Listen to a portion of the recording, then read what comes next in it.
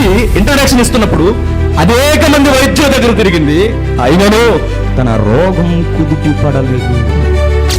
విడిగా ఉండాలి, నెలసరి జరిగినప్పుడు అమ్మాయిని దూరంగా పెట్టాలి, ఆమె కూర్చున్న పరుపులు కానీ, ఆమె నిద్రపోయిన మంచము కానీ, ఆమె వాడిన వస్త్రములు కానీ, ఆమెను తాగినా అది అశుద్ధం అన్న ఆజ్ఞలు మోసే ధర్మశాస్త్రంలో మనం పలకరిస్తున్నప్పుడు మనకు అర్థం కాదు ఆ సందర్భం.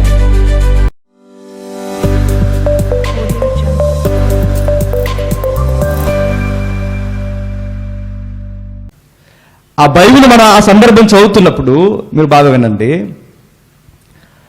ఆ సందర్భంలో 12 సంవత్సరాల నుండి ఆ అమ్మాయికి రక్తస్రావం జరుగుతుంది. ఎన్ని సంవత్సరాలు? 12 సంవత్సరాలు. ఎందుకు అక్కడ లెక్కనంతా మేజర్గా మెన్షన్ చేసి అంత హైలైట్ ఎందుకు చేస్తున్నాడు అసలు మార్కు లేదా లూకా లేదా మత్తయి గారు? ఎందుకు ఆ ఫిగర్ను వాడుతున్నారు? అసలు ఏదో ఉంది, ఏదో జరుగుతుంది. ఆమెను గురించి ఇంట్రొడక్షన్ ఇస్తున్నప్పుడు అనేక మంది వైద్యుల దగ్గర తిరిగింది, అయినను తన రోగం కుదిటి పడలేదు. అరే ఒక స్త్రీ వచ్చింది, రక్తస్రావంతో బాధపడుతుంది, యేసుని తాకింది, స్వస్థత పొందింది, వెళ్ళిపోయింది, అయిపోయింది స్టోరీ. అట్లా చెప్పొచ్చు కదా, అట్లా చెప్పట్లా. ఎందుకు దాన్ని నొక్కి నొక్కి నొక్కి గ్రంథకర్తలు పరిశుద్ధాత్మ పురాణతో ఆ సంఖ్యతో సహా ఇచ్చారో మనకు తెలియాలంటే ఒక్కసారి మనం అక్కడికి జర్నీ చేయాలి. వెళ్దామా? టికెట్లు ఏం అవసరం లేదు, నాతో వచ్చేయండి. మార్కు సువార్త 5వ అధ్యాయం, మార్కు సువార్త 5వ అధ్యాయం 25వ వచనం నుండి. 12 ఏండ్ల నుండి రక్తస్రావ రోగము కలిగిన ఒక స్త్రీ ఉండెను. ఆమె అనేక వైద్యుల చేత ఎన్నో తిప్పల పడి తనకు కలిగినదంతయు ఏమి చేసుకుని ఎంత మాత్రము ప్రయోజనము లేక మరింత సంకటపడెను. సందర్భం చూడండి ఎలా ఉందో. ఒక రక్తస్రావం చేత బాధపడుతున్న అమ్మాయి నెల అవుద్ది, 2 నెలలకు అవుద్ది, 3 నెలలకు అవుద్ది, నెలలు అయిపోయాయి, సంవత్సరాలు గతించిపోతున్నాయి, కానీ బ్లీడింగ్ ఆగట్లా. తనలోనున్న శక్తి అంతా కోల్పోతుంది, తన ఎనర్జీ అంతా రోజు రోజు సంకటపడిపోతుంది. అలాంటి టైంలో వైద్యుల చుట్టూ తిరిగింది, మెడిసిన్ వాడింది, ఏమేమి వాడితే తనకి ఆ ఇమ్యూనిటీ పవర్ పెరగాలో అన్నీ వాడేసింది, కానీ తగ్గట్లా. తన దగ్గరున్న ఆస్తి అంతా ఖర్చు చేసింది ఆ వ్యాధి కొరకు, అయినా తగ్గట్లా. అక్కడ ఎన్ని సంవత్సరాలు అయ్యంటే 12 సంవత్సరాలు. పైన ఒక సందర్భం జరుగుద్ది, ఏంటో తెలుసు. యాయిరు కుమార్తె 12 సంవత్సరాల వయసు కలిగిన కుమార్తె, ఆ కుమార్తె చనిపోయింది. ఆ కుమార్తె వయసు ఎంతో, ఈ కుమార్తె యొక్క రోగం వయసు కూడా అంతే. ఓరు నాయనో అనట్లేదు. ఆ కుమార్తె పుట్టి 12 ఏళ్ల కూతురు ఎంత వయసులో ఉంటుందో, ఆ అమ్మాయికి ఎంత వయసు ఉందో, ఈ అమ్మాయి రోగానికి కూడా అంతే వయసు ఉంది. అక్కడ మీరు ఒక విషయం గుర్తుపెట్టుకోండి, ఆమె చాలా భయంకరమైన పరిస్థితుల్లో ఉంది అనడానికి మరొక ఎత్తు ఏంటో తెలుసా? రక్తస్రావమే కాదు, వెలివేయడం. బాగా వినాలి. వెలివేసేస్తారు. మోజెస్లా చాలాసార్లు మనం లేవికాండం చదువుతాం, మనకు అర్థం కాదు. విడిగా ఉండాలి, నెలసరి జరిగినప్పుడు అమ్మాయిని దూరంగా పెట్టాలి, ఆమె కూర్చున్న పరుపులు కానీ, ఆమె నిద్రపోయిన మంచము కానీ, ఆమె వాడిన వస్త్రములు కానీ, ఆమెను తాకినా అది అశుద్ధం అన్న ఆజ్ఞలు మోసే ధర్మశాస్త్రంలో మనం పలకరిస్తున్నప్పుడు మనకు అర్థం కాదు ఆ సందర్భం. ఎందుకు ఇట్టి సంగతులు కూడా దేవుడు బైబిల్లో మెన్షన్ చేశాడు? ఏదో ఉంది అక్కడ. ఈ అమ్మాయి ఎంత ఫీల్ అయిందో తెలుసా?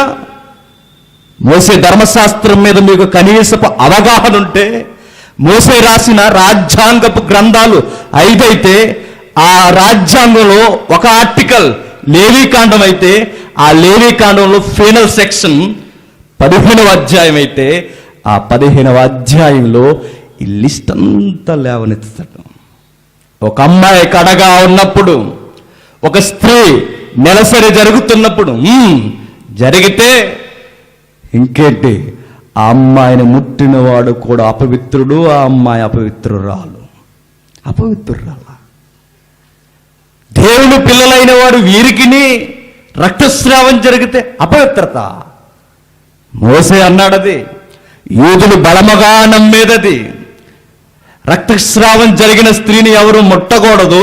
తన కూర్చున్న స్థలము కానీ, తన నిద్రపోయిన స్థలము కానీ, తన ముట్టుకున్న వస్తువులు కానీ ఆ నెలసరి గడిచిపోయేంత వరకు మరలా ఆవిడ పవిత్రురాలు అవ్వదు. ఆమెనెవరూ తాకకూడదు. ఇది సిన్. ఇది నెలలో ఒక వారం జరిగితే మరొక వారంలో తన శుద్ధురాలైపోద్ది. తర్వాత మరలా తన ఫ్యామిలీతో కలవచ్చు, అప్పటి వరకు విడిగా ఉండొచ్చు. అదే సంవత్సరాలు జరిగితే ఇదే కార్యము వారం కాదు, నెల కాదు, 2 నెలలు కాదు, 3 నెలలు కాదు, 1 సంవత్సరం కాదు, 2 సంవత్సరాలు కాదు, 3 కాదు, 12 సంవత్సరాల నుండి తననెవరు ముట్టరు, తననెక్కడా కూర్చొనివ్వరు, తననెక్కడా నిద్రపోనివ్వరు, తననెక్కడ ఎవ్వరో ఎదుర్కోరు. చిచి అంటారు. ఇలాంటి క్షోభ అనుభవిస్తుందండి ఆ అమ్మాయి. ఎక్కడుంది ఈ జీవో? చూద్దాం ఒకసారి. లేవియాకాండం 15వ అధ్యాయం, లేవియాకాండం 15వ అధ్యాయం 19వ వచనం నుండి. స్త్రీ దేహమందుండు స్రావము రక్తస్రావమైన ఎడల ఆమె 7 దినములు కడగా ఉండవాలి. ఇది మంత్లీ. ఆమెను ముట్టి వారందరూ సాయంకాలం వరకు అపవిత్రులవుతారు. వారిని తాకిన వారు తెలుసో తెలియకో, ఆమె డేట్లో ఉందన్న సంగతి తెలియక తాకిన వాడు కూడా ఏమవుతాడు? అపవిత్రుడు అవుతాడట. ఆమె కడగా ఉన్నప్పుడు ఆమె దేని మీద పండుకొనెనో అది అపవిత్రమగును. ఆమె దేని మీద కూర్చుండునో అది అపవిత్రమగును. ఆమె పడకను ముట్టు ప్రతి వాడును తన బట్టలు ఉతుక్కొని నీళ్లతో స్నానము చేసి సాయంకాలం వరకు అపవిత్రుడై ఉండును.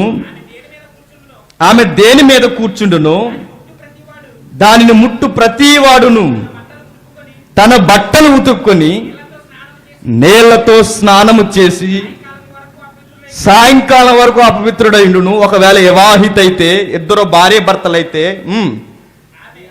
అది ఆమె పురుషుని మీదనైనను పరుపు మీద అయినను ఆమె కూర్చుండు దేని మీద అయినను ఉండిన ఎడల ఆమెను ముట్టువాడు సాయంకాలం వరకు అపవిత్రుడైండును. వీరు దంపతులైతే ఒకడు ఆమెతో శయనించుచుండగా వాడు 7 దినములు అపవిత్రుడగును. వాడు పండుకొను ప్రతి మంచము వాడు పండుకొను ప్రతి మంచము అపవిత్రగును. ఇప్పుడు బాగా చదవండి. ఒక స్త్రీ కడగా ఉండు కాలము ముందుగా ఆమె రక్తస్రావం ఇంకా అనేక దినములు శ్రమించినను ఆమె కడగా ఉండు కాలము తర్వాత ఆమె అపవిత్రత ఆమె కడగా ఉండు దినముల వలనే ఆ శ్రావ దినములన్నీ ఉండును. అది వారమా, 2 వారాల, 3 వారాల, నెలల, 10 నెలల, 20, 30 సంవత్సరాల, ఎన్ని సంవత్సరాలైతే వస్తుందో అన్ని సంవత్సరాలు కడగానే ఉండాలి. ఒక్క విధముగా చూస్తే ఈ అమ్మాయి కొన్ని సంవత్సరాల నుండి ఒంటరిగా బ్రతుకుతుందండి.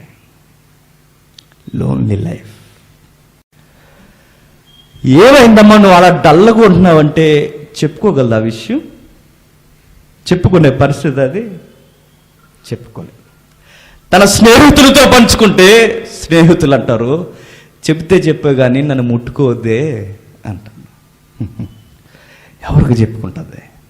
కన్నతల్లి ముట్టుకున్నా, కట్టుకున్నవాడు ముట్టుకున్నా, ఒకవేళ కట్టుకొనవాడు లేక సరదాగా స్నేహితులతో మాట్లాడడానికి వెళ్ళినా తన వస్తువులకు తాకిన వారైనా అపవిత్రులైపోతే ఎంత ఎలివేత, ఎంత దూరం, ఇంత బరువు, ఇంత బలమైన ఆజ్ఞ నెత్తిన పడి ఆ అమ్మాయిని ఊరికి ఇంటికి దూరముగా జరిపేస్తుంటే రోజు ఎంతకాలం భరించి చివరికి వైద్యుల దగ్గర తిరిగి అక్కడ తిరిగి ఇక్కడ తిరిగి ఆస్తంతా పోగొట్టుకొని ఎటు పోవాలో తెలియక చివరికి మానసికంగా కుంగిపోయిందండి ఆవిడ. దెబ్బతినేసింది. ఎవరికి చెప్పుకోలేదు ఆ విషయం. మన జీవితాల్లో ప్రతి ఒక్కరికి పర్సనల్స్ ఉంటాయి. అవి శరీర సంబంధమైనవి అవ్వచ్చు, లేదా నువ్వు చేసే పాపపు క్రియలు అవ్వచ్చు, లేదా నువ్వు చెప్పలేని ఏదో ఒక బలమైన కారణం అవ్వచ్చు. ప్రతి ఒక్కరి జీవితాల్లో ఉంటాయి. అలాంటి టైంలో మనం ఎవరికి చెప్పినా ప్రమాదమే. కానీ యేసుక్రీస్తు అట్టి స్త్రీని ఎదుర్కొంటున్నాడు. మీరు ఆ చదివిన కాంటెక్స్ట్లో ఒక మాట పట్టుకోండి. ఆమెను ఎవడైనా తాకినా లేదా ఆమె ఎవరినైనా తాకినా వాడేమవుతాడు? అపవిత్రుడు అవుతాడు. యూదులు ఎంత నిష్టగా ఉంటారో తెలుసా? వాళ్ళకి ఎంత నిష్ట అంటే, మనకిక్కడ క్యాస్ట్ అనేది ఉంటుంది మన ఇండియాలో. ఈ దరిద్రం ఇక్కడ ఇంకెక్కడ ఉంటుంది. ఈ క్యాస్ట్లో ఒక వ్యవహార వ్యవస్థ, ఒక అగ్రవర్ణ వ్యవస్థ ఉంటుంది, మనకు తెలుసు. వాళ్ళు చాలా నిష్టగా ఫీల్ అవుతారు. అందులో ఉన్న పెద్ద పెద్ద వంశపు వృక్షం నుండి వచ్చిన వారిని తీసుకెళ్ళి, అందులో మేజర్ గణపాటిని తీసుకెళ్ళి ఒక యూదుడు ముందు నిలబెడితే, ఆ యూదుడి నిష్ఠాగరిష్ట ముందు ఈ గణపాటి కాలు గోటుకు కూడా జరిగిపోవడం. అంత నిష్ఠగా వాళ్ళు, అంత నిష్ఠగా, అంత ప్రాధాన్యతనిస్తారు. వాళ్ళు ఎంత నిష్ఠగా ఉంటారో మీరు అబ్జర్వ్ చేయండి. కనీసం అపవిత్రమైన వ్యక్తుల్ని తాకడం కాదు, అపవిత్రమైన వ్యక్తుల నీడ కూడా బండివరు వాళ్ళు. అంత నిష్ఠ వాళ్ళకి. అలాంటి నిష్ఠ కలిగిన యూదుల మధ్య నుండి, బాగా వినాలి, అంత నిష్ఠ కలిగిన యూదుల మధ్య నుండి ఇప్పుడు ఈ అమ్మాయి ప్రభువును తాకడానికి వెళ్ళాలంటే జరిగే పని అది అసలు. పొరపాటున ఎవడకైనా ఈ స్త్రీ నెలసరిలో ఉందని, ఈ స్త్రీకి రక్తస్రావ, సేవకుడివి, నీకెందుకు బాడీ గార్డ్స్, బిల్డప్. రాజకీయ నాయకులు వచ్చినప్పుడు ఎలా ఉంటుంది అడావుడి, సేవకులు వచ్చినప్పుడు అలా అయిపోతుంది అడావుడి. సేవకుడు అన్నవాడు ప్రజలతో కలిసి ఉండాలి. ఆ పేరుకి అదే అర్థం, సేవకుడు అని. నువ్వు సేవకుడు అని పేరు పెట్టుకుని అందరితో సేవ చేయించుకుంటున్నావు. నువ్వు సేవకుడు కాదు, మాయకుడివి, దొంగవే. నువ్వు సెలబ్రిటీగా ఫీల్ అవుతున్నావు. ప్రభువుని చూడు, ఆయనకి ఎవరు ఎస్కట్లేరు. శిష్యులు ఉన్నారు, జనసమూహం ఉంది, చుట్టూ నడుస్తూ వెళుతున్నాడు. ఆ టైంలో 12 సంవత్సరాల నుంచి విడిగా ఒంటరిగా ఎవరిని ఎదుర్కోలేక సిగ్గుపడి, ఒకవేళ మీరు అబ్జర్వ్ చేయండి, ఆ అమ్మాయికి పలానా డిసీజ్తో బాధపడుతుంది అని తెలిస్తే, ఈమె రోగం కన్నా బాధ ఎక్కువ ఏంటో తెలిస్తే తనకే తెలిసిందన్న మానసికమైన బాధే తనకు ఎక్కువ. స్త్రీ ఏ విషయంలో అయితే బాధపడుతుందో ఆ విషయమే తనకు బాధ ఎక్కువ. సిగ్గుపడి ఎటు పోవాలో, ఎట్లా వర్ణించుకోవాలో తెలియని పరిస్థితి. అలాంటి టైంలో ప్రభు నడుస్తూ వెళుతున్నప్పుడు, మన ఎక్కడుందో మహాతల్లి, ఆయన నడుస్తూ వెళుతున్నప్పుడు ఏ విచిత్రం జరుగుతుందో చూడండి. చాలా మంచి విషయాలు అక్కడ దాగుని ఉన్నాయి. ఒకసారి చదవండి. మార్కు సువార్త 5వ అధ్యాయం 27వ వచనం నుండి. యేసును గూర్చి విని, నేను ఆయన వస్త్రములు మాత్రం ముట్టినా బాగుపడుదుననుకొని జనసమూహములో ఆయన వెనుకకు వచ్చి ఆయన వస్త్రము ముట్టెను. వెంటనే ఆమె రక్తధార కట్టెను గనక గ్రహించుకొనెను. వెంటనే యేసు తలలో నుండి ప్రభావం వెళ్ళినని తనలో తాను గ్రహించి జనసమూహం వైపు తిరిగి, నా వస్త్రము ముట్టినది ఎవరని అడుగగా, ఏం మాట్లాడుతున్నావు ప్రభువా? సెన్స్లో ఉండి మాట్లాడుతున్నావా, సెన్స్ లేక మాట్లాడుతున్నావా? ఇంతమంది ఫాలోవర్స్ మనకున్నప్పుడు, ఇంతమందిని వెంబడిస్తున్నప్పుడు, ఇంతమంది నీ మీద తండోపతండాలుగా గుంపులుగా మీద పడుతున్నప్పుడు ఎవరో ఒకరు ముట్టుకుని ఉంటారు బ్రో. మరీ నువ్వు అంత విడ్డూరంగా ఎవరు దాకారని అడిగితే నీకు ఎట్లా సమాధానం చెప్పాలో మాకు అర్థం అవ్వట్లేదు అంటున్నారు మన బ్యాచ్. మనం అలానే ఇస్తాం ఆన్సర్లు.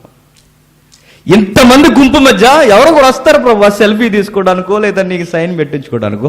ఆ మాత్రం దానికి నువ్వు ఎవరు నాకు సెల్ఫీ తీసిందని అడిగితే మేమేం చెప్పం. చూసారా, వాళ్ళకి అర్థం కావట్లా. ప్రభు యొక్క కోణం నుండి వారు చూడలేకపోతున్నారు. వాళ్ళు జనరల్గా అంటున్నారు, ఇంతమంది గుంపులో ఎవరొకరు చేయి తగిలింటుందిలే, మరి పెద్ద విడ్డూరంగా అడుగుతున్నారు ఏంటి ప్రభువా. ప్రభువే అమాయకుడు అనుకుంటున్నారు ఈ అమాయకులు. ప్రభుకేమీ తెలియదు అనుకుంటున్నారు ఈ అమాయకులు.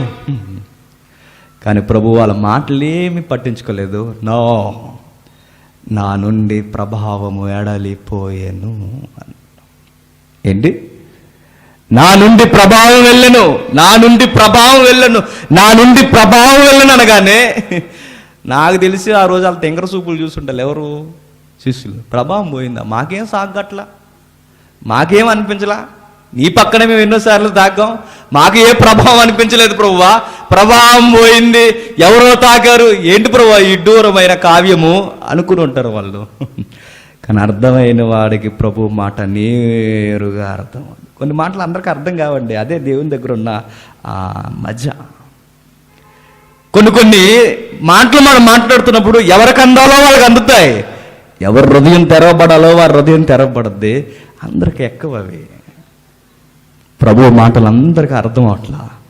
అర్థం అవ్వాల్సిన అమ్మాయికి అర్థం అవుతుంది. ఎవరు నన్ను తాకింది, ఎవరు ఎవరు ఆయనకు తెలుసు.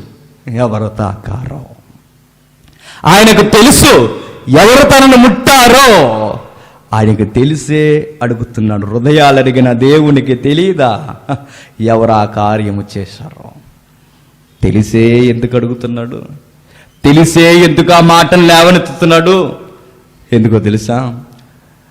ఆ వస్త్రము ముట్టిన తర్వాత, అక్కడ సందర్భాన్ని మీరు బాగా చూడండి. ఆ వస్త్రము ముట్టిన తర్వాత ఆమె ఆశించిన కార్యము జరిగిపోయింది. ఒకవేళ యేసు స్పందించి తనను ఒప్పుకోలు చేయకపోతే ఆ అమ్మాయి అక్కడి నుండి అక్కడికి వెనక్కి వెళ్ళిపోతుంది. మరలా తన జీవితంలో రక్షకుని ప్రస్తావన ఉండదు. తన జీవితంలో రక్షకుని ప్రస్తావన సాక్షార్థముగా అందరి ఎదుట ఉండిపోవాలంటే ప్రభు తనను బాగుపరచడమే కాదు, తనకి రక్షణ కూడా ఇవ్వాలనుకున్నాడు. ఇంకా విషయం చూడండి, స్త్రీలను ఎలా గౌరవించాలని చెప్పి మనకు తెలీదు, ప్రభువుకు తెలుసు. మీరు ఆ సందర్భం చూడండి. ఆ సందర్భంలో మీరు ఎక్కడ చదవండి, అక్కడ కనబడని మాట ఏంటో తెలుసా? నీ ప్రాబ్లం ఏంటని అడగడు అక్కడ. ఏంటి అసలు నీ ప్రాబ్లం ఏంటి తల్లి? చెప్పు, నువ్వు ఎలా బాగుపడ్డావు చెప్పని మౌతులు ఇస్తున్నారు. ఇప్పుడు చెప్పు, నీకు ఎలా వైద్యం నయమైంది? నీ ప్రాబ్లం ఏంటి? కణిత లేకపోతే ఇంకే ఉంది? బ్లీడింగ్ ప్రాబ్లం తగ్గిందా? చెప్పు తల్లి, నీకు ఎన్ని ఇయర్స్ నుంచి ఎంత ప్రాబ్లం లేకుందని. అయ్యో, రహస్య సంబంధమైన ఈ సంగతులు కూడా బహిరంగ సాక్ష్యాలు చెప్పిస్తుంది ఈరోజు సంఘం. ఆ రోజు ప్రభువు చూడండి స్త్రీని ఎంత గౌరవిస్తున్నాడో. తన ప్రాబ్లం ఏంటో పబ్లిసిటీ చేయట్లా. తన ప్రాబ్లం ఏంటో తనకు తెలుసు, తన ప్రాబ్లం ఏంటో ప్రభువుకి తెలుసు. మిగిలిన వారందరూ చూస్తున్నారు, ఏదో జరుగుతుంది అంతే. ఆయనతో చెప్పిందని ఉంది అక్కడ ఎంత బాగుందో చూడండి మాట 34 వచనంలో. అప్పుడు ఆ స్త్రీ తనకు జరిగినది ఎరిగి భయపడి వణుకుచూ వచ్చి ఆయన ఎదుట సాగిలపడి తన సంగతంతయు అందరితో కాదు మరి ఆయనతో. బ్రదర్స్, సిస్టర్స్, ప్లీజ్ అండర్స్టాండ్, నీ పర్సనల్ ఇష్యూస్ ఏవైనా ఉంటే నువ్వు ఆయనతో చెప్పే. ఆయన ఎవ్వరికీ చెప్పడం. మన పరువుని గౌరవిస్తాడండి ఆయన. మీరు ఏదో అనుకుంటారు. మన పరువు ప్రతిష్టలకు గౌరవం ఇచ్చే దేవుడు మన దేవుడు, మనం నమ్ముకున్న దేవుడు, మనం నమ్ముకున్న ప్రభు. అమ్మాయి పరువుని కాపాడుతున్నాడు చూడండి. పబ్లిసిటీ చేయట్లా. ఆయనతో చెబుతుంది, పర్సనల్గా చెబుతుంది, నేనే ప్రభువా, నేనే, ఆ విషయం నాదే. ఓకే తల్లి, నేను ఎలుపులకు రప్పించానో తెలుసా? ఈ స్వస్థత పొంది నువ్వు అటు నుండి అటే వెళ్ళిపోతే రహస్య క్రైస్తవ్యం నేను స్వీకరించను.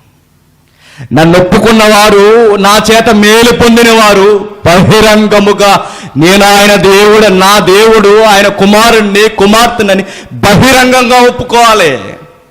బయటకు వచ్చి నిలబడాలి. ఎస్, నా జీవితంలో అద్భుతాలు చేసిన దేవుడు ఆయన అని ఎలుగెత్తి సాక్ష్యం చెప్పాలి.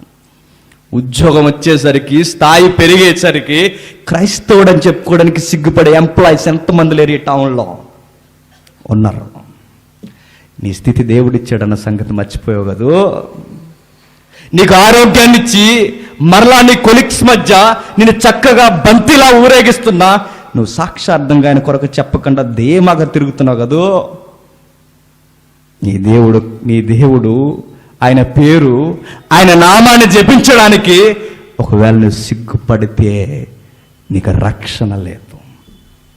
ఆ రోజు అమ్మాయికి బాగుపడటమే కాదు, తన ఆత్మ కూడా బాగుపడాలి. దేవుని కుమార్తెగా ముద్రించుకోవాలంటే ప్రభు తన రహస్యంగా వదలకూడదు అనుకున్నాడు. బయటికి తీసుకొచ్చాడు. అందరి ఎదుట నా నుండి ప్రభావం అనుభవించింది ఈమె అని అందరి ముందు ఒప్పించాడు. కానీ ప్రాబ్లం ఏంటో అందరికీ చెప్పలేదు. చూసారా, మరొక మంచి విషయం ఉంది అక్కడ. ప్రభావం ఆయన నుండి అని ఉంది అక్కడ. ప్రభావం నా నుండి, ప్రభావం ఆయన నుండి, ప్రభావం నా నుండి, ప్రభావం ఆయన నుండి, ప్రభావం, శక్తి, స్వస్థత, అద్భుతం ఆయన నుండి, వస్త్రం నుండి కాదు. ప్రభావం స్వస్థతలు జరుగుతున్న ప్రాంతం నుండి కాదు. స్వస్థత దైవజనం నుండి కాదు. స్వస్థత ఆయిల్ నుండి కాదు. స్వస్థత పిచికారీ చేస్తున్నారే ఆ పైపుల నుండి కాదు. స్వస్థత మైకుల నుండి కాదు. స్వస్థత కచ్చీపుల నుండి కాదు. స్వస్థత వస్తువుల నుండి కాదు, వ్యక్తుల నుండి కాదు, మరి నా ప్రభువు నుండి. వస్త్రంలో ఏమీ లేదు, ఆయిల్లో ఏమీ లేదు, కచ్చీపుల్లో ఏమీ లేదు.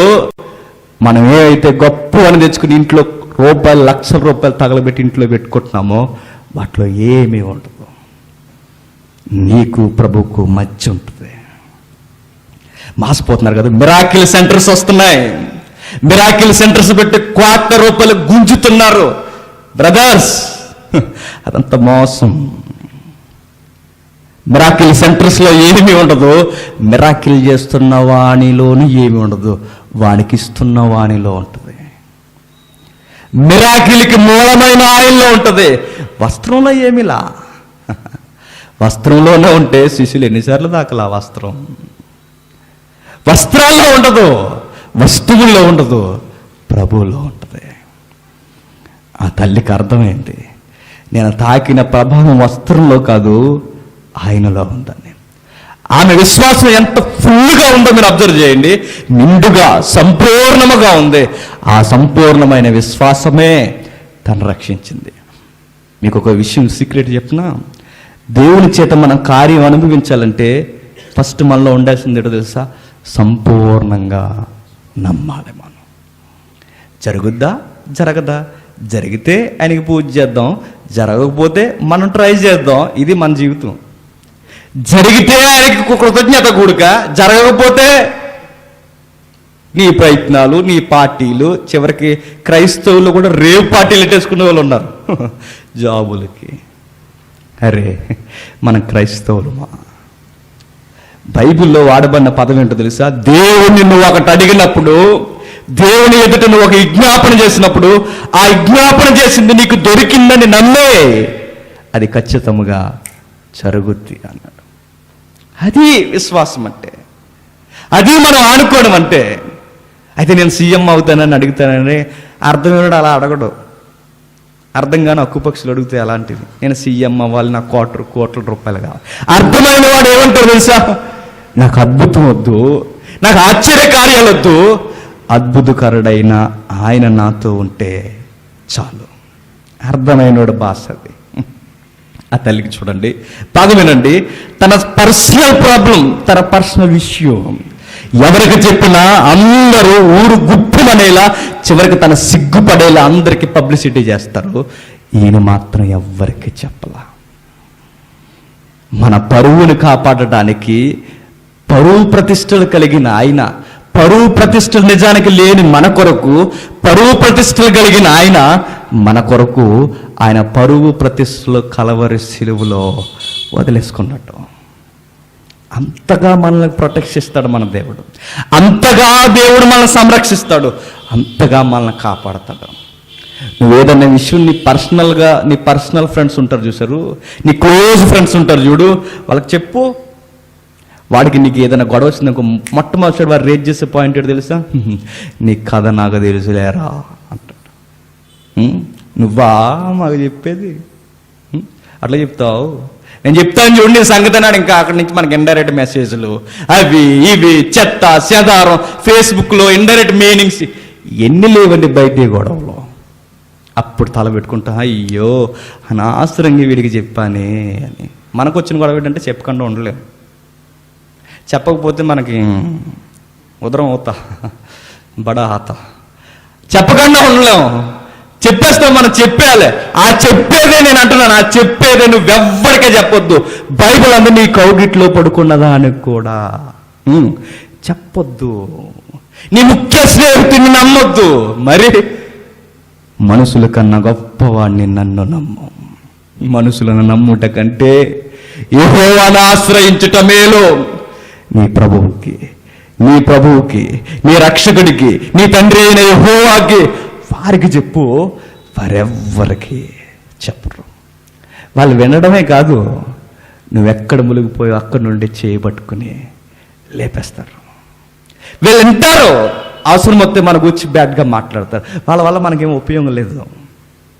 వీళ్ళు వింటారు, అయ్యో అంటారు, నీకు ఎందుకురా అంటారు, మేము ఉన్నాం కదరా అంటారు.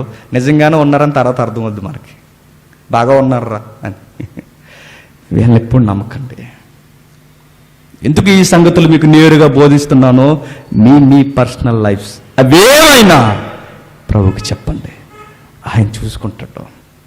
ఆ స్త్రీ ఎంతగా పొంగిపోయిందో ఇప్పుడు చూడండి. ఆ మాట 34 వచనం. అందుకైనా కుమారి, నీ విశ్వాసము నిన్ను స్వస్థపరచెను, సమాధానము గలదానవై వెళ్ళము. ఇప్పటి వరకు లోకంతో నీకు సమాధానం లేదు, ఇప్పటి వరకు లోకంలో నీకు శాంతి లేదు, ఇప్పటి వరకు లోకంలో నీకు వాదార్పు లేదు. నిజమైన స్నేహితుల్ని నువ్వు కనుగొన్నావు, నీకున్న అగాధపు సమాధానం ఇప్పుడు సమాధానం అయిపోయింది తల్లి. నీ లైఫ్లో ఇక ధీమాగా ఉంటావు. నీ బాధ నివారణ ఆయన నీకు జరుగుద్ది, కన్ఫర్మ్. ఆయన నమ్ముకున్న వారికి అన్యాయం జరిగిద్దని చరిత్రలో ఎక్కడ మీకు కనిపించదు. మనుషులు నమ్ముకున్న వారికి అన్యాయం జరుగుతుంది, ఇది ఖచ్చితం. మనుషులు నమ్ముకున్న వారు బాగా మనం మోసపోతాం. దేవుని నమ్ముకోండి, ఆయన ఎక్కడ మనం ఓడిపోనివ్వడం. మనం ఎక్కడ ఓడిపోయామో అక్కడి నుండి మనం గెలిపించడం ప్రారంభిస్తాడు. జీవితంలో ఓడిపోయి ఇక నేను బ్రతకడం వేస్ట్ అనుకునే పరిస్థితి, నా లైఫ్ వేస్ట్, నాతో ఎవరు స్నేహం చేయరు, నా కుటుంబమే నన్ను తాకదు, నా కుటుంబమే నన్ను సిరాకుగా చూస్తుంది, కనీసం నాకు సెపరేట్గా వస్తువులు పడేసి కనీసం అవి కూడా వారు ఉతకరు, నేనే ఉతుక్కోవాలి. నీరసంలో కూడా నా పరిస్థితి, నా పనులు నేనే చేసుకోలేని పరిస్థితుల్లో అయ్యో నేను బ్రతుకుంటే ఎంత, బ్రతకకపోతే ఎంత, నా తల్లి గుక్కుబట్టి దుఃఖంతో వ్యక్తం చేస్తున్నప్పుడు ఆ టైంలో తను ఓదార్చి నీకెందుకమ్మా మేము ఉన్నామని ఎవడో కనబడలేదు, ఇంక్లూడింగ్ ఫ్యామిలీ. కానీ ఒకరు ఆయన మాత్రం వచ్చాడు, గాడ్ బ్లెస్ యూ, నేను నీకున్నాను, సమాధానం కలిగిన దానిగా నువ్వు వెళ్ళమ్మా అన్నాడు. తన జీవితంలో జరగదు ఇక అయిపోయింది, నా జీవితం అయిపోయింది అన్న దగ్గర నుండే ప్రభు వచ్చి మళ్ళా న్యూ లైఫ్ స్టార్ట్ అయింది.